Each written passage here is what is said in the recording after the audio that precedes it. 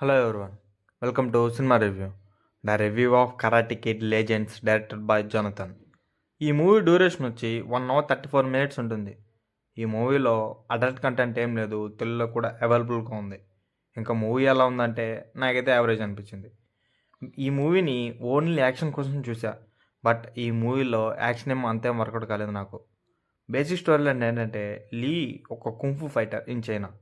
వాళ్ళ mother China నుంచి New York సిటీకి తీసుకుని వెళ్తుంది.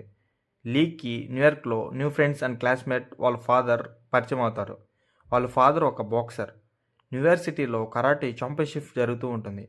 ఆ ఛాంపియన్షిప్లో లీ విన్ అయ్యాడా లేదా, ఎలాంటి ప్రాబ్లమ్స్ ఫేస్ చేశాడనేది ఈ మూవీ మొత్తం ఉంటుంది.